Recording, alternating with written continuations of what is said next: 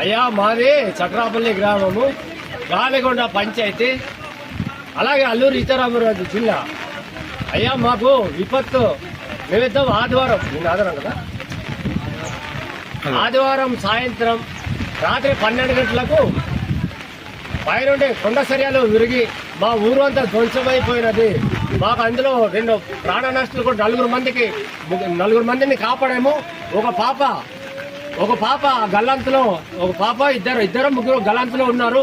దయచేసి ప్రభుత్వం తక్షణమే మా వద్దకు రావాలని కోరుకుంటున్నాము. మాకు ఎటువంటి సిగ్నల్ లేదు, జియో సిగ్నల్ లేదు, బిఎస్ఎన్ఎల్ సిగ్నల్ లేదు. కాబట్టి కలెక్టర్ గారు దయచేసి ఎక్కడున్నా సార్ మీరు దయచేసి మాకు తొందరగా వచ్చి మాకు న్యాయం చేకూరుస్తారని. మాకు తినడానికి తిండి లేదు, కట్టడానికి బట్టలు లేవు. కట్టు బట్టలతోటి ఆ గురుమూర్తి అది శివారులో ఉండడం వల్ల గురుమూర్తి ఇల్లుకి ఈ కుటుంబాలన్నీ కూడా వెళ్ళి అక్కడ తలదాల్చుకోవడం జరిగినది.